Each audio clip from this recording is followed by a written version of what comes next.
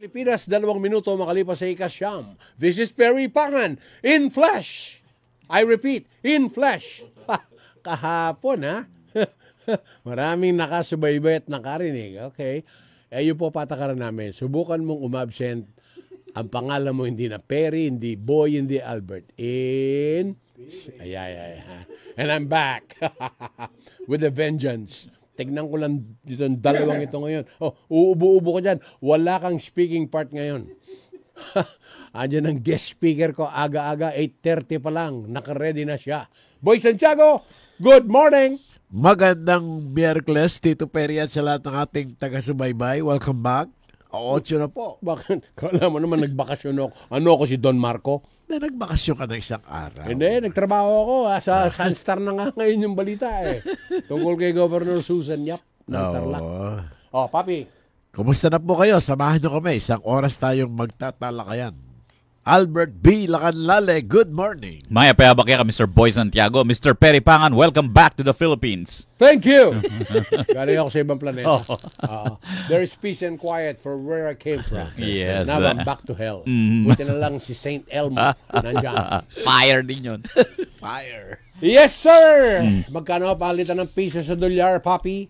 58.26. Yan, 0.37. 72.97 ang pound. Hong Kong dollar, 7.49. 40.66 ang Canadian dollar. Singapore dollar, 42.74. Australian dollar ni Paring Abel at Maring Lumendoza, 36.37. Bahrain dinar, 154.59. Saudi Real po, 15.52. United Arab Emirates dirham, 15.86. Ang euro ni Senyor Raul Copacino, 50.54. 60.54. Ayusin mo!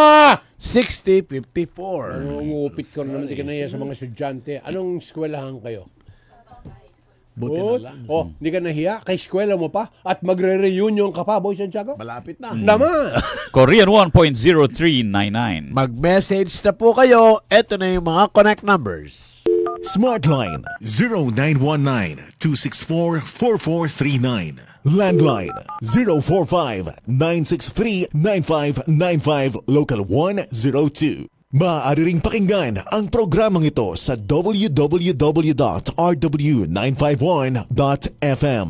Maligayang bati, maligayang bati, maligayang bati sa'yo. Good morning, Attorney Romy Torno ng Lubao, Pampanga, konsehal. At saka si Councilor Nat Gopez ng Santa Rita. Yung mga tiga Bundagol, Mabalacat City, Yamjen Gonzales, Elmer Villanueva, Alvin Mariano, Almatayag Panlaki, Makasuke, Deglaos Paule, Oliver Patawaran, Rom Bernardo, Marins Conanan Hazel at Crisel Relos. Salamat po. Yan. O yung mga taga-Tarlac, nakikinig pala sa atin at nanonood pati si Governor Susan Yap. Running for Tarlac City Mayor pala siya, Albert. Yung anak niya si Christian na congressman, yun ang tatakbong governor. Tapos yung matatapos ng mayor naman ng Moncada, yung Lita Aquino, hahabol ng vice gov. Yun. At yung anak ni Juan, Papi, Ace Manalang. Remember? Yung dating mayor, si Genaro. Tatakbo naman siyang vice mayor ng Tarlac City. Nandun din yung mayor ng Santa Ignacia at mayor ng La Paz. Mga kawang ko, wala na. Nandyan pa, pero hindi sila kasi aktibo dati. Yap country eh. Si Vic Yap mukhang relax lang muna. Kasi yung Christy Angeles, napatapos ng mayor ng Tarlac, mukhang yung asawa niya ang hahabol ng mayor. Yung mga Rojas family. Hindi, kandidato rin yun. Sila Max. Sila naman yung mga tiga-paniki. Ayan. Ay, magpadala na po kayo kay Boy Santiago ng inyong mga balita, ng inyong mga bati, pati po yung mga birthday, bibigyan natin ng panahon. At bago ko pabatiin ang ating panauhin today, actually, naman bisita ini, Papi. Kasama na natin Tiga yan. Region 3 na ini eh. Aba, then kanong senior, January 8, dito sa Mexico ito, Papi sa Divisoria, si Architect Ariel Bonus ang kanilang sponsor. Tapos January 17, Albert, meron mong Pangatlan sa Mexico? Pangatlan, no? Pangatlan. Tapos, January 20, Kawayan. Tingnan yan. Kawayan meron din. Tapos, Kawayan na daw. yung mga tiga Mexico lahat, pati kapitan, barangay, kagawad at lahat. Kumusta raw kayo? Sabi ni Architect Ariel Bonus at ang kanyang ama. Sa malungkot na balita, yung balita ko nung isang araw, Papi, si Nelmida de Guzman Rivera ay namayapa na po at ililibing today. Diyan po sa May Holy Mary. Yun namang kaklasiko na si Nolan Jimenez, pagkatapos maoperahan ng December 5, ay sumakabilang buhay na rin po. This morning, that January 7. Okay? Tapos yung anak niya nagpadala. Ang kanyang katawan po ililipat sa Tierra Santa, Mabiga, January 10, Friday morning, mula sa kanilang tahanan sa May Santa Rita. Tapos January 11 ng hapon, ililibing sa Tierra Santa. Yun. Mga taga St. Anthony College, Class 70 at Mabalacat Elementary School, Batch 66, namayapan at nauna na si Nolan Jimenez. Pakilala mo na, Albert, ang ating panauhin at nang siya'y makarami. Yes, ang bisita natin ngayon mula sa Commission on Elections dito sa Central Luzon. Siya po ang ating hinirang na bagong regional director. Easy. Alam mo, nagpunta sa dito, Albert, para magbigay ng impormasyon, hindi disinformasyon. Baka wala na akong upuan niya pagbalik niya sa opisina niya. Alam mo kung bakit? Ang kanyang direktor na kaibigan din natin na si Regional Director Temi Lambino, lumipat na sa opisina ni Elmo. Yes, umalis siya doon sa kanyang opisina na Assistant Regional Election Director. Pagbalik niya. Pagdating niya dito, Regional Director. So pagbalik niya doon, demoted ulit. Hindi mo ma-demote yan. Magaling yan. Malamang ilipat yan sa barn. Ayan, and Assistant Regional Election Director, Attorney Elmo T. Duque. Good morning. Good morning, magandang umaga, Perry, Boy, at saka Albert. I am here in the body and not in the spirit, in the flesh, I should say. Isang mapagpalang umaga sa ating lahat, sa mga kapwa manggagawa ng COMELEC Region 3. Good morning sa aking napakagwapong Regional Director, Temi Lambino. Of course, assistant lang po ako. Magandang umaga at masayang umaga. Si Temi mukha artista, no? Of course. At saka matagal na rito yan, biyasa na yung Kapampangan, dati siyang Ilocano. Naman. At the same time, nasaan na po ba ngayon ang opisina ng COMELEC, Director Duque? Yung dati pa rin, na-sandwich kami, malapit kami ng Barangay Hall ng Santo Rosario at saka Santo Rosario Elementary School. Mas maganda yung aming opisina doon. Pumpasya naman kayo, magkape tayo. Ito po ba, Kwan, may sufficient parking space naman? Upon notice. Pumarada ka rin sa parking space ng St. Anthony Drugstore. Diba Sagot na kita. Ayun. Diba yan? Di ba tatawid ka Libre lang? na ngayon kasi sagot na ni Kwan yan. Karuping yan eh. Doon lang. Okay. Sagot na yan. Ang galing, ha? Alright. Matanong po muna namin kayo, Direktor. Ang pag-uusapan natin ngayong umaga ay ito ang papalapit na eleksyon. Kailan po ba yung official election period para sa 2025 national and local elections? Officially, itong Sunday, magtra-transition na tayo ng midnight. Ibig sabihin 12. 12 midnight. Jan 12. January 12 to June 11, we will commence the election period. Ano na po ba ang mga activities na ginagawa ng COMELEC na may kinalaman sa paparating na eleksyon, Director Duque? Okay, nationally, nagsisimula na ng printing ng OFOB. So mga overseas voters natin, nagsisimula na yung printing ng kanilang mga official ballots. Nationally also, ang bawat election officers natin, mga opisina ng provincial election supervisors natin, ay nagkakaroon ng tinatawag natin na ACM, Automatic Counting Machine, road shows sa bawat mga munisipyo, mga lungsod, mga lalawigan, to all sectors of the society, mga nasa gobyerno man, nasa pribadong sektor, nasa eskwelahan, nasa religious sector, nasa business, nasa mga organization or association sectors, nandun po ang ating mga kawani ng gobyerno ng COMELEC ngayon para i-demo sa kanila, ituro sa kanila kung paano gagamitin ang panibago nating tagabilang ng ating mga boto sa Mayo 12. Okay, ito po ba totally different kaysa dun sa nagamit na natin 3 years ago?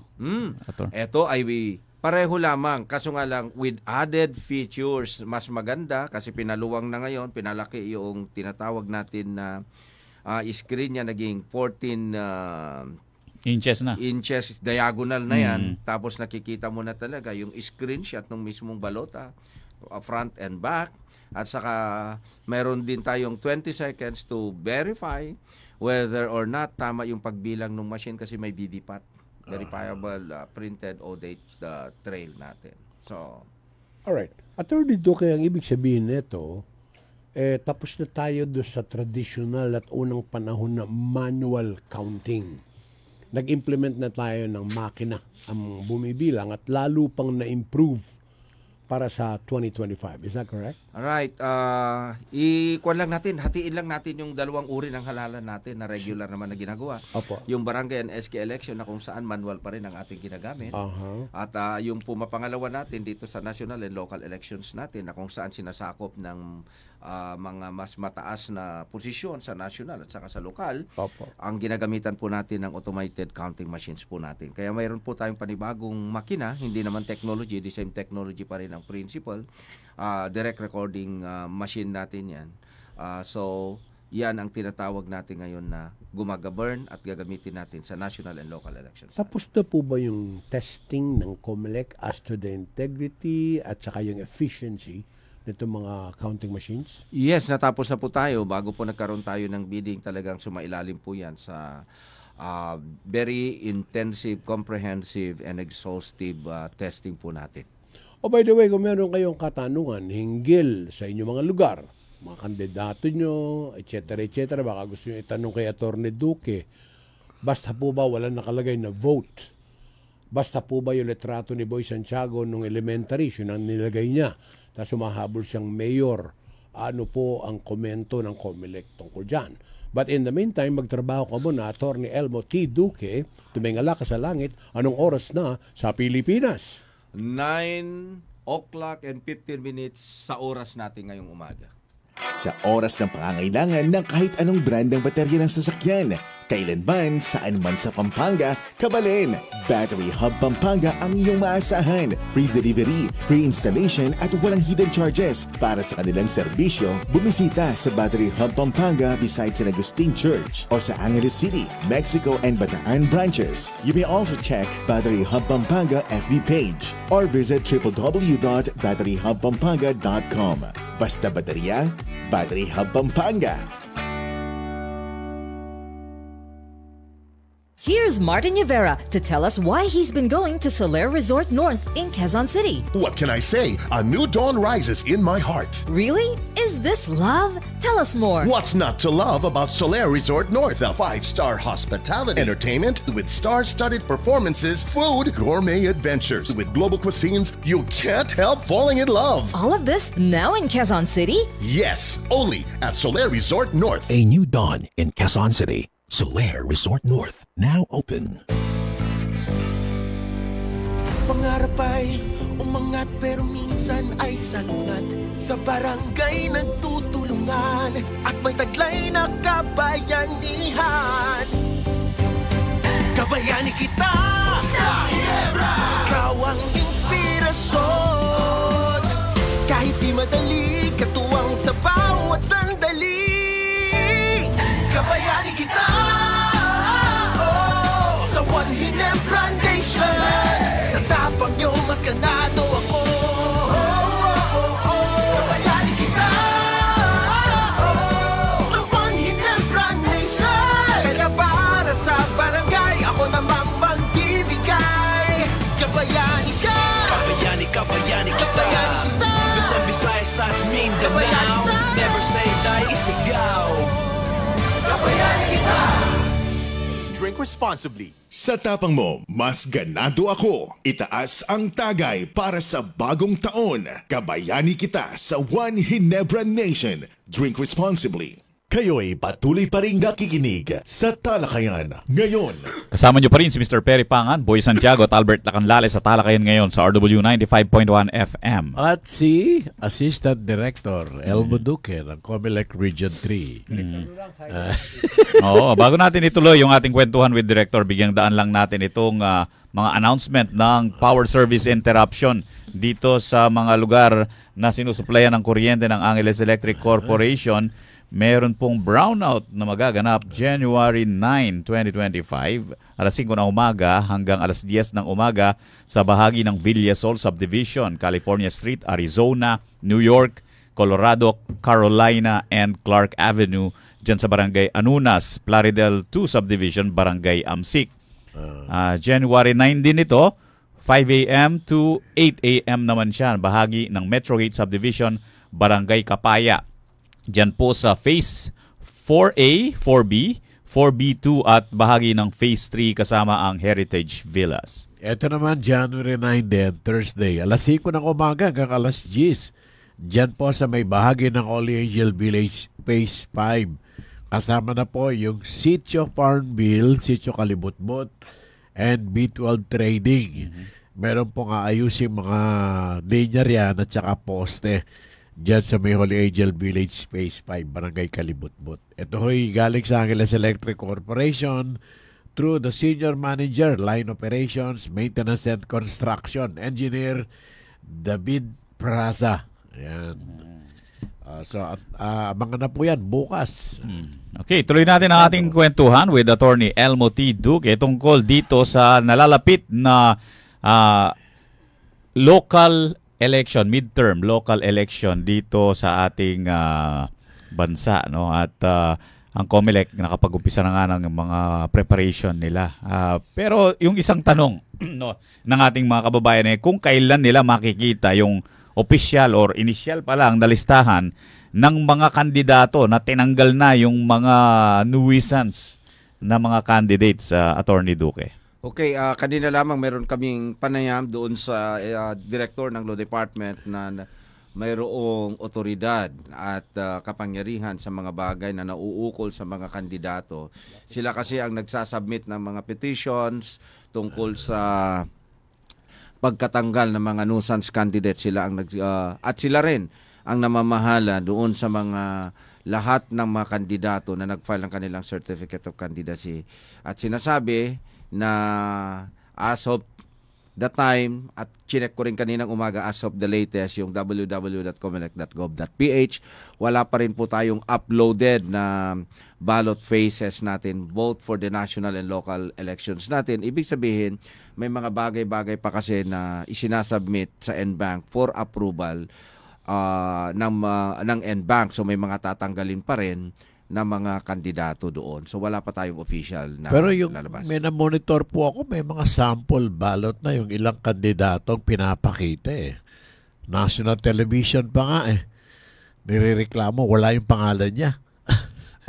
Hindi ko pa masagot ng mga niyan kasi mayroon mga, lalo na sa senatorial balls, may mga petitions for declaration of nuisance candidate at may mga decisions na rin po ang COMELEC and Bank. Kaya nga po, may mga hindi pa sila naglalabas ng official na phase ng ating balota dahil meron pa po silang pinapatanggal. So, sa mga darating na araw, monitor na natin yan. Tama po kayo. Yan. Ilan po ang mga inaasahang botante sa gitnang Luzon ngayong 2025? Meron tayong 7,733,432 na total ng ating registered voters. Per 2022 national and local elections natin, meron po tayong 86.48% na bumuto noong 2022 national and local elections natin. Itong barangay and SK elections natin, naitala natin ang mas mababa, Kuya Boy. 75.46 ang total voters turnout natin sa buong Region 3. So following yung factor natin ng 86 6.48%, inaasahan natin na may dadagsa sa Region 3 na bilang ng mga boboto for the national and local elections in the tune of 6,650,000 above. 6,650,000 above na dadagsa sa ating mga polling places. Doon sa 86%. No? Yun, doon sa 86.46%. Meron ba tayong dyan, demographics, Attorney Duque, kung anong mga age bracket ang mas nakararami pagdating sa halalan natin, sa mga nakarehistro? Sa ating kaalaman, mas malaki yung porsyento ng mga tinatawag natin na youth. Mga millennials. Aktibo. Pag youth na, anong age bracket yung youth na yan? 18 hanggang 30 ang tinatawag natin na youth doon sa SK. Marami. Sa SK. So yun ang pinakamarami na voter constituent natin sa voter demographics natin ng buong Region 3. Yung mga mukhang nawawala yung mga professional doon sa natin. No? Ang pagkuha natin kasi ng mga voter information ay doon sa age range natin is 18 to 30 and then 30 and above, to 59 less than 60 kasi ikuan na yun senior citizen na pag nag-60 na. Ayun yun. So yun yung mga yun lang ang range natin. And then the SK which is 16 to 18. Siguro ganoon din sa mga turnout ng election, no? Yung age bracket na rin na yun, yung may higher percentage ng turnout. Hindi yan ang mga kinukuha natin na datos sa ating mga bawat election offices at saka mga provincial election offices natin, supervisors offices natin para magkaroon tayo ng tinatawag natin na kaalaman doon sa nagiging partisipasyon, interest ng bawat age group natin. At nakikita natin na ang pinakamalaki ang kanilang mga interest participation ay nandun sa mga youth. Youth talaga, no? Kaya para malaman din ng mga kandidato, sino yung mga target natin dapat. At ang COMELEC naman kung sino kung kanino nyo ipo-focus yung inyong mga information campaign para makapag-participate din para bumoto. Halimbawa, yung mga nakatatanda, tinatamad nung gagawing programa ng COMELEC para itong mga tinatamad nang pumunta sa mga polling places, makaboto pa rin. Tama. Kasi pag titingnan ninyo yung percentage, if it is 7.733 million minus 6.656, halos ang masasayang na boto natin is 1. Malaki rin. 150. 1,150,000 ang hindi lalahok. Sayang ng boto. Ang laki ng input natin sa registration. Pero yung participation ng mga botante, napakababa. Sana itong 2025 na NLE natin, mas mataas sana ang participation natin. Kasi sayang naman yung privilege, the only privilege granted to everybody, irrespective of kanyang status sa buhay, irrespective kung anuman ang kalagayan natin, rich or poor, with power or without power. Dito lang tayo magkakapantay-pantay. Dito lang tayo magkakapantay-pantay. Palaging sinasabi ng ating butihing chairman, mo, 1.2 million na mga hindi nakakaboto. 2 hanggang 3 party list representative na rin yun. Oo, at saka very decisive yan insofar as the magiging outcome doon sa mga kandidato natin kung sino talaga ang dapat mamuno. Decisive yan. Director, sana hindi ito yung mga hindi bumoto ang nagrereklamo. Karamihan sa mga hindi bumuboto, sila pa yung mga mareklamo. Okay, sila yung... Kaya, bakit sila mareklamo? Kasi hindi sila nakikiparticipate. Correct. Yung mga nakikiparticipate na yung nawaan nila, may kaalaman sila, and I enjoy nila kasi they are a part of the system. Yung hindi part ng system, palaging pagpuna, at ang pagpuna pa, medyo matindi pa. Yun. Okay. At sa iba pa nating mga issues pag-uusapan natin ito sa panahong ito, maaari na bang magsimulang magsagawa ng campaigning? Hindi ba maaakusahan or makakasuhan ng early campaigning ang mga political aspirants? At kailan ba yung official na campaign period, Attorney Duque? Okay, so ganito. Boss Albert, liwanagin na lang natin, diretsuhin na lang natin. Una, pagdating po ng February 11 up to May 11, May midnight. 10 siguro. May 10. Oh, May 10. May yan. 10. Oh, may tendency tumigil na sila nun. Sana. Kuwan na yan eh. Yan yung campaign period natin. Tapos, 11 to May 10. yung susunod will be March 28 sa local natin. So sa yung national natin, it begins on February 11. Feb 11 and March Up to May 11. Midnight yan eh. Bawal mangampanya. sa Midnight, local election day. March yung start ng campaign March 28. Oh, March 45 days yan sa local eh. Yun. March 28. Sa national, 90 days. Pero pwede nang mangampanya ngayon dahil di naman sila Pwede na bang mangampanya ngayon? Oo. Kung observant tayo, walang naglalagay sa mga kandidato because they do not like to dare. They do not ever like to violate the election law natin, yung Omnibus Election Code natin. Kaya mga preliminaries lang, mga innuendos lang na sila ay tumatakbo.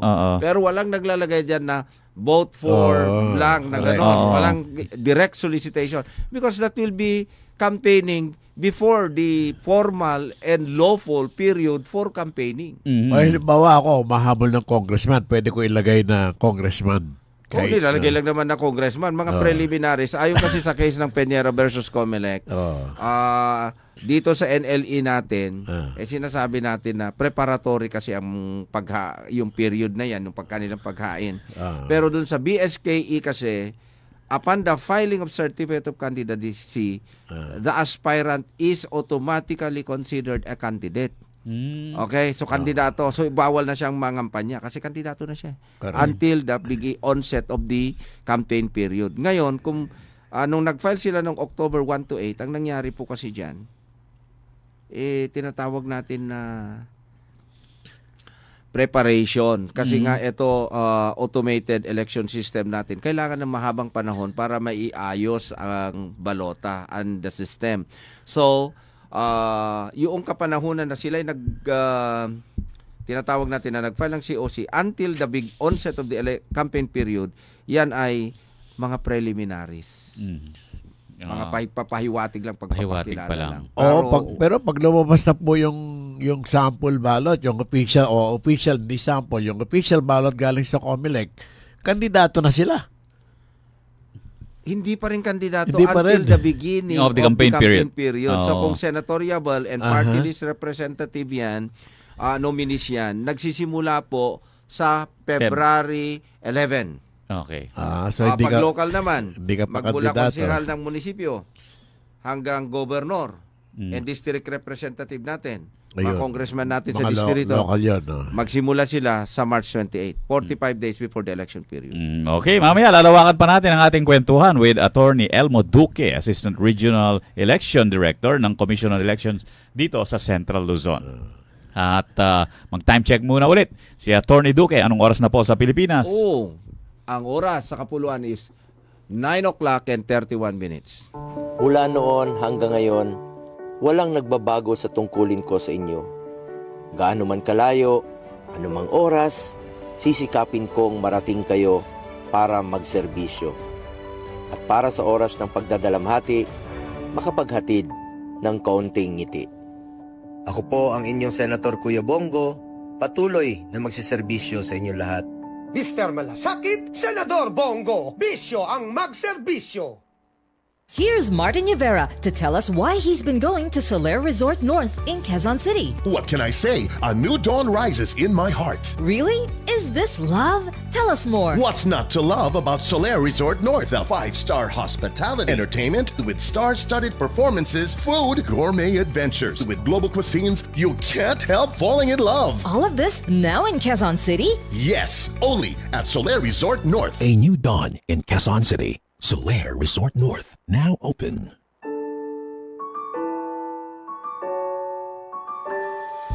Money ba't kingatsan mo? Alangpat na yung pamanyese, babantening kalusugan. Proteksyon mo, ramdam ko, ikang ginulis, king kakong pangatawo. Pawuli ring turo mo, mayap kong Pilipino. Nanay, ikaing munang kabul, mumunang pantunan. Nanay, king kasakitan, ikaing tunay mamyelinga. Nanay, ing sulunan ning bale at ning balen. Nanay Party List. Number 38 sa balota. Kayo'y patuloy pa rin nakikinig sa Talakayan ngayon.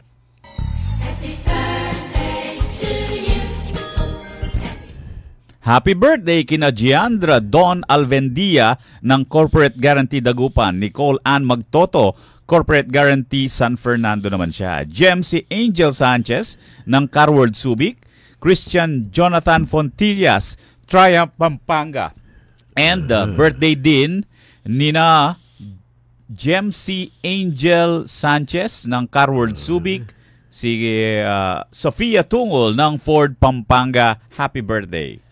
Ay, padala na po yung mga nagbe-birthday sa akin. Yung kaninang pinadala ko. Check mo nga doon sa listahan mo, Bro Albert, kung nandyan pa. Happy birthday kay Miss Tere Tayag Paras. Ayun. Nakalimutan mo si Ching Tere. Oh.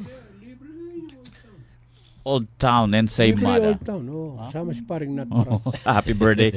Mr. Ricky Rivera, happy birthday. And si Mr. Warren Serrano ng hindi yung sa DTI ito, no? Warren Serrano, taga Concepcion, Mexico, Pampanga itong si Warren Serrano. Eto si J.R. Santos, happy birthday, at si Pacquiao, Erwin Barry at Boss Tano. Sana po maganda yung umaga ninyo mula sa Super Talbos. Kamote. Ganda ng pangalan Kangkong. Sige. Yung iba mamaya na lang. Tali-tali tayo. Director Duque, matanong ko lang po kayo. Kasi meron daw mga very enterprising na would-be candidate.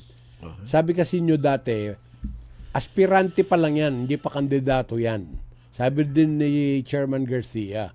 Ngayon, pakiulit nyo nga po, kailan po pwedeng ilagay niyo po yung vote Boy Santiago for Vice Congressman?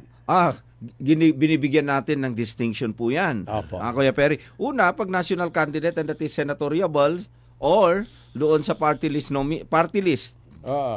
or political party, magsisimula po yan sa February 11. Pwede na yan.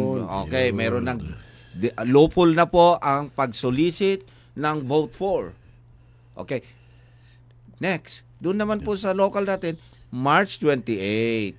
Sa local. Sa local. Yung governor. Magsimula tayo sa national representative natin, mga district representative, tawag natin congressman. Okay. Hanggang sa pinakamababa, konsehal. Yun. Kasi kaya ako ito naitanong, meron daw mga enterprising na kandidato, nanggugulang at nagmemenos. Meron na nakalagay na vote, pero tinakpan muna. Sabihin, babaklasin na lang yung duct tape. Nagtitipid sa tarpaulin as a poster. Okay. Pangalawang tanong, Direktor. Wala po ba kayong memo o ang tawag dito, yung agreement between COMELEC and the local government units, particular yung mga barangay officials, na may nakatakdang panahon, dapat right after elections, clear na lahat ng mga karsada, clear na lahat ng mga puno, kawawa naman, sinasabitan pa ng mga illegal na paraphernalia. Attorney Duque. Well, una, sasagutin ko po, on the part of the candidate, meron po siya, kasali po doon, hindi lang sa batas, sa kanyang certificate of candidacy, pinirmahan po niya yan that 5 days after the election, tatanggalin nila ang kanilang mga campaign paraphernalia. Pangalawa po, meron po tayong kasunduan, hindi kasunduan ha. Okay. Kasunduan, memorandum of understanding sa mga sa DPWH and Department on Environment and Natural Resources who will spearhead the cleaning process. Gusto ko yung pagkakabigkas niyo. Meron kayong kasunduan, hindi abutan. Malayo. Kasi may gastusin sila eh. Siyempre. May gastusin sa operation. Kasi kaya ako po ito naitanong, naglipa na ang mga nakasabit na mga streamers, kung ano-ano dyan. Siguro kung ako lang po, if I were the candidate, sabihin niya, hindi, natalo na ako ba't pa ako, bahala kayo sa buhay niyo. So, ganun ba yun? Dapat ngayon pa lang may mga nakadikit na nga sa mga puno eh. Iba-iba. Iba-iba. Yung itsura. Ay, Director, mabalik lang ako sa tanong ko kanina. Yung, kandidato si candidate Boy Santiago. Ang litrato niya nung high school, yun ang nakalagay doon. Pag pumunta ngayon siya nakipagkamay, sabi niya, Boy Santiago po, titingnan mo yun. Kayo po ba yun o anak niyo po yun? may pata ka na po ba doon o bahala ka sa buhay mo? Actually, yung protocol natin dyan, most recent picture within the 6-month period after on the filing of the certificate of candidacy. Malinaw yun. Ine-edit na lang kasi pinapagwapo yung para hindi naman halata na double citizenship na. Pinapagawa naman na halos close to reality. Kaya nga may Photoshop no ha? Oo, tama yun. Pero alam nyo po, pagka sa simula pa lang, hindi pa man kayo nakaupo, you have bad intentions already. It's not how you look like. It's a service that you render sa ating mga botante. Nakakalungkot yun. Isipin mo, Boy Santiago, minsan ka lang sa ilang taong mabigyan ng pagkakataon to exercise your right of suffrage. And then, ikaw mismo, may time ka naman. Ano sabi mo? Hindi na ako pupunta dyan kasi kahit naman di ako bumoto, may mananalo, may matatalo. Yun nga, binabagit ni Director Duque. Sayang yung mahigit 1 milyon na botante. Na hindi na bumoboto. Na tinatamad na ba o nawalan sila ng interes sa Okay, sa matanong ko pagboto. lang din po kayo, Director. Patuloy din po ba ang inyong koordinasyon sa mga school teachers at mga eskwelahan pa rin po ba ang gagamiting mga presinto sa darating na eleksyon? Ay, salamat po. Ang mga tinatawag natin na polling centers, traditionally and up to the present, ginagamit natin po ang mga public elementary schools, public schools natin and high schools natin. Pero may mga lugar pa rin po tayo na kung saan may mga barangay na maliliit na wala pang mga public school system sila. Kaya yung polling center natin, 2 barangay o 3 barangay ang nasa isang polling center. Ayun. Kaya hindi pa rin nababago. Sa public school pa rin tayo pupunta. Sa aking kalaman, sa buong Region 3, wala na po tayong ginagamit na private schools na polling center natin. Lahat public schools na po, elementary or high school. Anong oras po magsisimula ang botohan? 4 na po yan. Yung regular is 7 to 7. Okay. Haba na, no? Yun namang pang PWD, senior citizen and pregnant, magsimula ng 5 hanggang 7 in the morning. Early voting. Pagbukan liwayway pa lang pala, open na presinto. Oo. So, ano po dadali ni Juan de la Cruz pag siya pupunta sa polling center? Tapusin ko muna kasi 4 yan eh. Bago ko itutuloy yan. Una, so, nakadalawa pa lang kayo? Alas 5. Alas 7 to 7. Yung regular. 5 to 7 sa PWD. PWD, senior citizen, pregnant. Tapos yung mga may development after the registration, hindi nila na-update. Yung kanilang record na senior citizen na sila kasi nung nag-register sila, 59. Ngayon, meron tayong tinatawag na priority polling place. Priority. Which is open from 5 to 5. Okay. Yan. At ang last, yung PDL natin, persons deprived of liberty. Magsimulang butuhan nila 7 to 3. So, si Boy Santiago may special place doon, no? PWD ito eh. Person with difference. Meron. Pwede. Basta siya ay nag-update, nilagay niya na Ako ako PWD. Okay. I'm a person with strong difference. Ay, hindi nun. Ang laki ng diferensya. Sabi po ni Jonard, ala naman daw tutukikin COMELEC guidelines at alang madidisqualified kasi. Ayan. Wala, Tagalogin mo. Wala raw pong sumusunod sa guideline ng COMELEC. At walang nadidisqualified naman. Ano po sa inyo ron? Mahirap pong hamunin ng isang kandidato lamang ang gobyerno, ang batas. You try it. Kasi may kalaban din. Pinagmamasdan. At pag it's not yet official. It's not yet lawful. And you try to do an act that is unlawful, you try and you will be disqualified. You will be prosecuted to the full extent of the law. Holiday daw po ba yun? Yung election? It is considered a special holiday. Okay. Meron na daw po ba kayo mga grupo, sabi ni Alex DUC, na accredited citizens ang COMELEC? Meron po tayong tinatawag na PPCRB, meron po tayong Lente at NAMFREL. Sila po yung mga known na mga accredited citizens arm natin. At meron din daw pa po ba silang fourth copy ng election returns? Meron yung PPCRB. Meron po tayo yung mga natin, election watchdogs muna. Ay, meron pa pong tanong dito. Sabi, dapat daw po yung COMELEC, piliin na lang maigi yung party list. Yung iba po kasi yung party list, yung pwedeng makatulong sa bayan sana ilagay sa tama. Yun. Kaya nga po, democratic process po ang ginagawa natin. Nasa Constitution po, ang COMELEC has the power para i-implement ang nasa Constitution natin, ang nasa batas natin.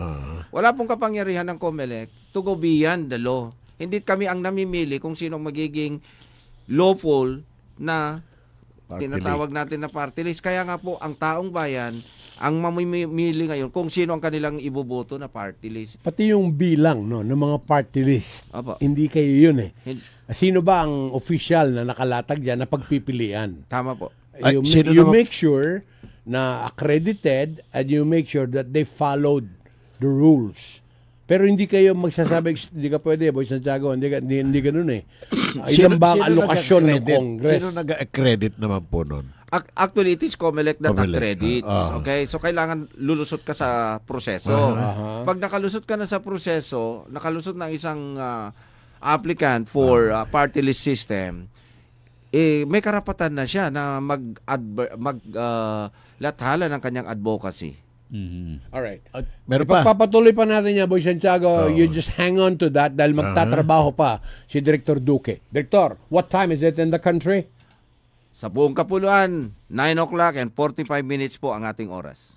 Good news, Kabalen! Your favorite Grumpy Joe in Baguio City is now in the heart of city of San Fernando, Pampanga. Come and try Grumpy Joe's famous 5 cheese and Grumpy Joe special pizza, signature lasagna, spicy seafood pesto pasta, April's Greek salad, Grumpy Joe fried chicken, pork ribs, burgers, refreshing drinks, and many more. Also accepting advance orders for takeout. Call 0999-955-7192. So, what are you waiting for? Head on to Grumpy Joe Pampanga, located at MacArthur Highway, Barangay San Agustin, City of San Fernando, Pampanga, in front of Walter Mart. Open daily from 10 in the morning till 9 in the evening. Now available on Grab Food Delivery. See you there! Pangarap ay umangat pero minsan ay salungat. Sa barangay nagtutulungan at may taglay na kabayanihan. Kabayani kita sa Ginebra. Ikaw ang inspirasyon. Kahit di madali, katuwang sa bawat sandali. Kabayani kita sa One Ginebra Nation. Sa tapang nyo, mas ganado ako. Kabayani kita sa One Ginebra Nation. Kaya para sa barangay, ako namang mag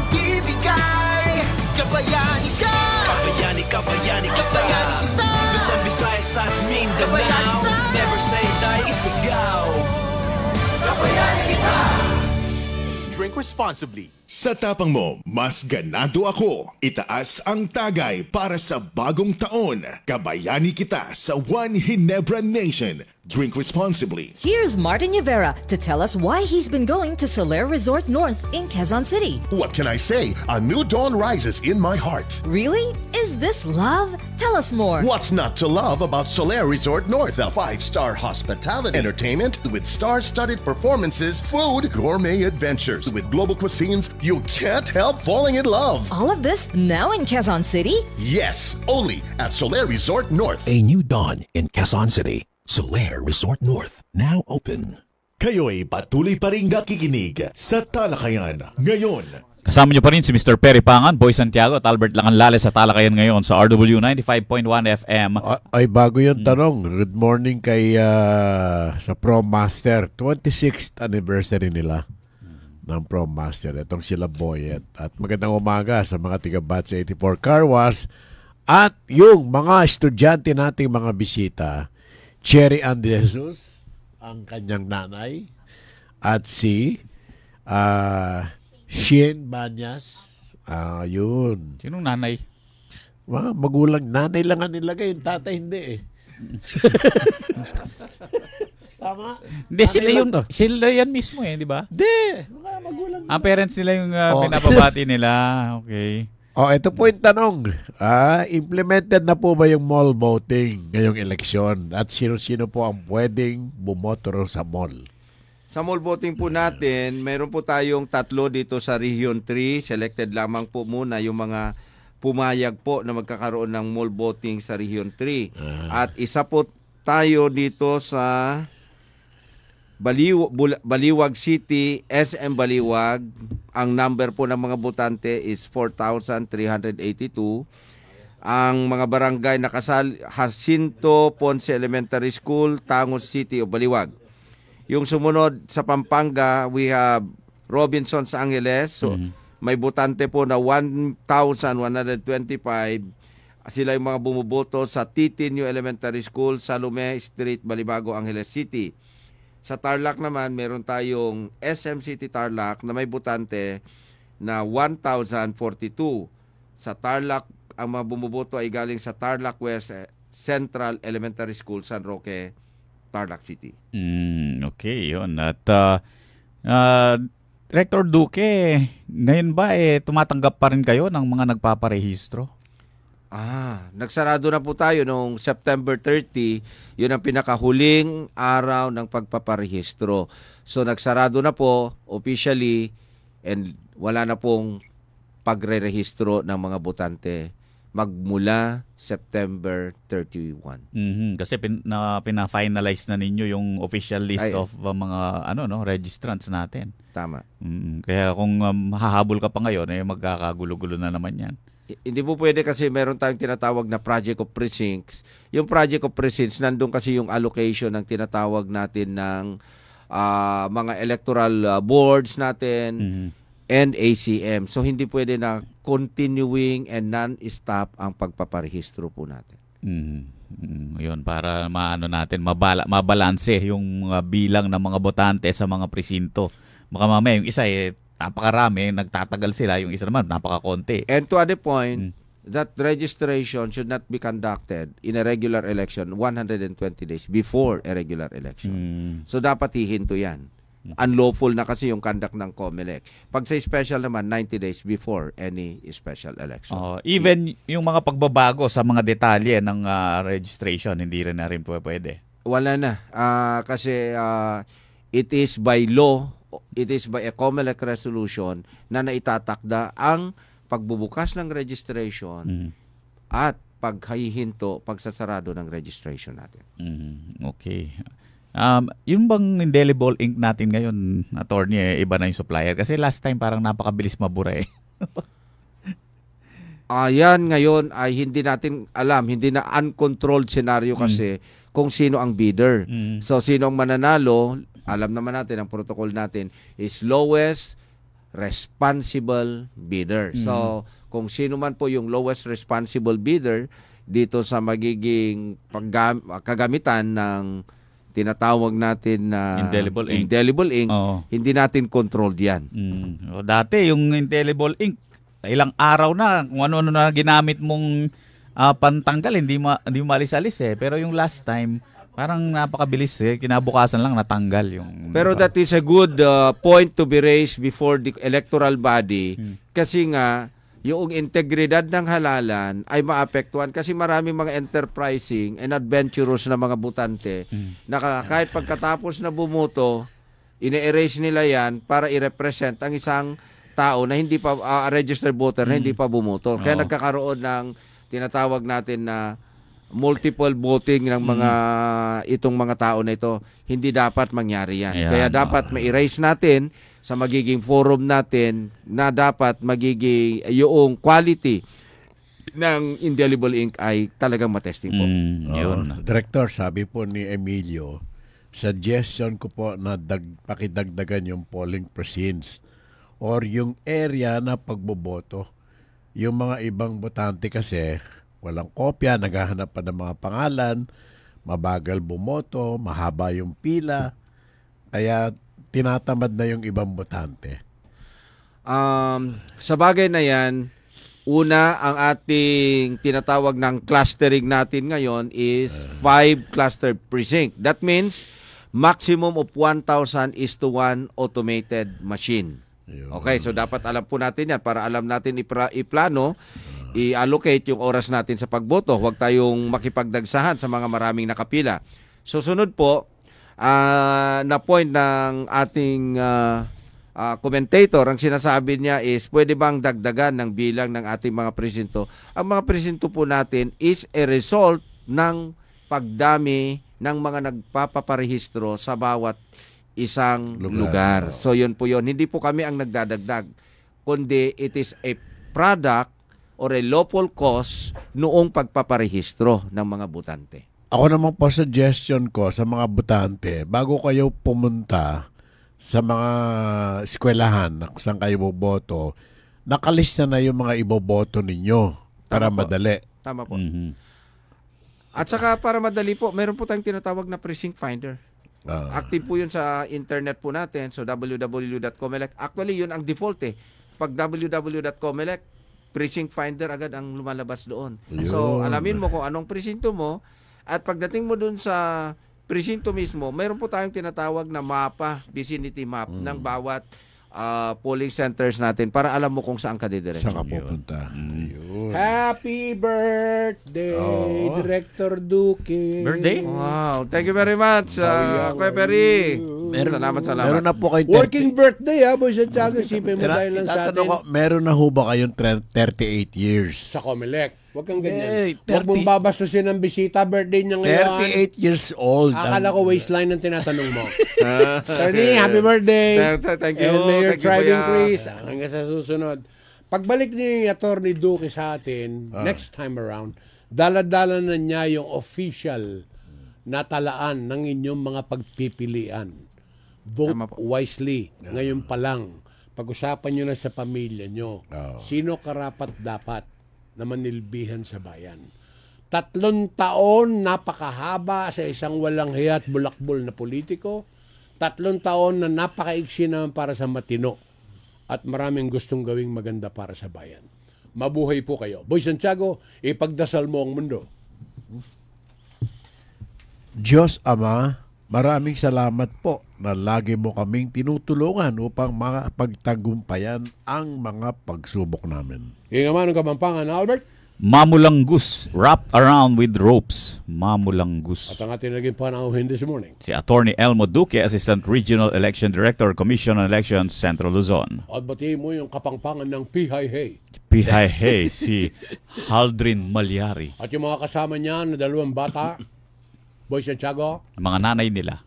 Si. Pinapag-greet yung mga nanay, hindi yung mga pangalan na nilagay eh. Okay, sabihin mo. Oo. Ang anak ni, kamo. Anak ni Cherry Ann de Jesus. At ang anak ni. Ano pangalan mo? Anika. Si Anika, ang anak niya. Sa Kapampangan, Hanika. May H. At si Shane Banyas. Ano pangalan mo? Nanay niya yon. Nanay niya yung Shane. Nanay ni AC. Christine. Uy, kapangalan ka nung anak ko, ha? Christine, kaya pala maganda ka. Ilan taong ka ngayon? 12? Matanda ka na. Babutante na. Okay. At syempre, Boy Santiago, yung ating nasa technical department. JC Intal. Regala. JC Regalo. Regala. Ang female version. Maraming salamat po. Ako po'y Perry Pangan, sasabing, mimingat ko lagi. And always remember this. Think well, speak well, do well. Bye.